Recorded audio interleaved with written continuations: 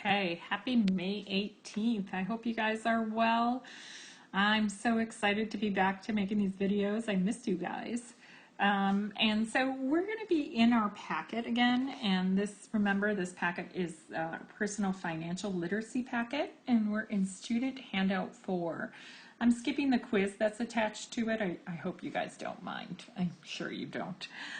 So let's just talk about college for a minute. I know, Miss K, I'm just going to start high school. Why do I have to talk about college? It's okay. I want to teach you something, so we're going to learn it. Okay, so let's talk about a couple of things with college and the cost of college. Okay, so let's take a look at this, and let's look at what college will look like for most of you. Now, it doesn't mean that everyone's going to go to college. In fact, there are many successful people that do another trade or into other stuff, and that's great. But a large majority of you will go to college, so it's good to kind of understand what your expenses are as you go to college. Okay, so college starts with tuition and fees, and that's just the cost of taking classes. Usually, you have to add room and board, which is the cost for food or housing. Now, we live in a city like Chicago, so there's many colleges around us where you don't have to add room and board. So that's kind of optional. So if you're going to go to college, this is required. This is optional, depending on if you're going to go away. Books and supplies are also required, and that's just the cost of textbooks and any material you need. And of course, transportation, especially if you're going to be living in the city and going to school at something like Loyola, you have to get back and forth. So that's kind of your expenses of college. And then in college, you have what's called financial aid.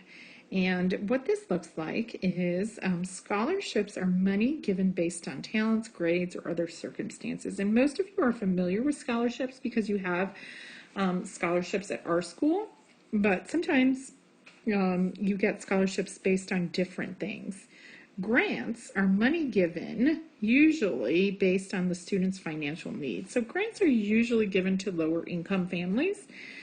Work study is another way to pay off college. It's money students earn while working jobs that the college provides. So if you go to a college and you see a kid that's helping out in the library or helping out at food service, they usually are in a work study program.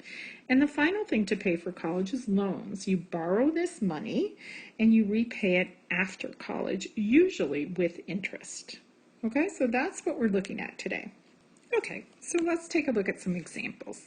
It's always good before you choose a college. It's great to choose a college, but a lot of people choose it without thinking about how much it costs. So let's start looking at these three people's choices.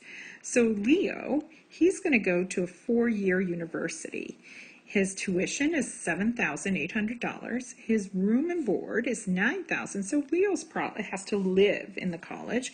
His books, his transportation, and so the college for Leo is going to cost, if you add those up, $19,400. Now, this is a public university. Public universities are like University of Illinois, U of I at Chicago is a public, Northern is a public university.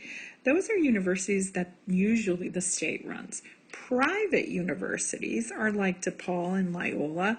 They're a little bit more expensive because the state doesn't pay for them. So private university is about $28,200. Room and board, books and supplies, and transportation.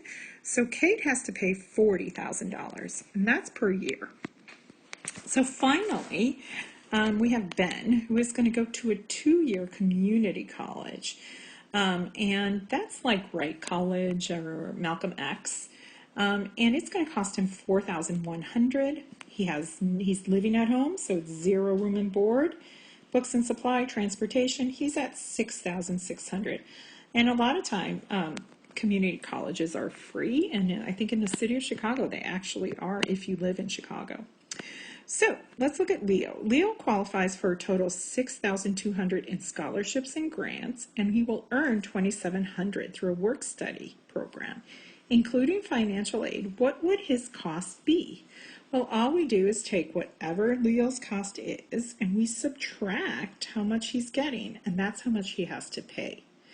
Then we want to figure out how much should Leo estimate the cost for 4 years. We multiply it by 4. Leo's family will cover 65% of his expenses. So we're going to take that 65% of his expenses and they're going to cover it. So how much would Leo have to contribute? That's just a percent problem.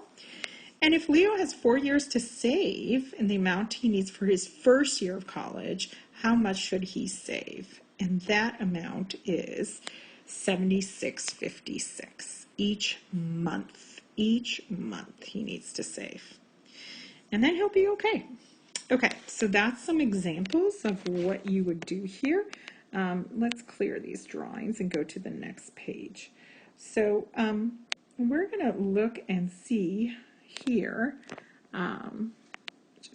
Okay, so I'm sorry this is coming off a little cut off. I don't know how to fix it at this point.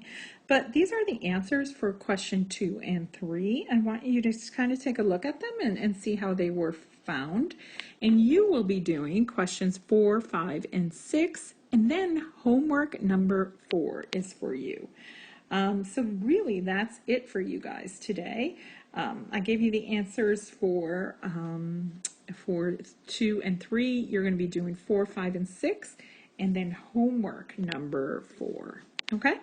Any questions? Go ahead and ask. We will have a Zoom chat on Tuesday, so you could hold out till then and ask questions then. All right, guys. Happy to be back. Bye.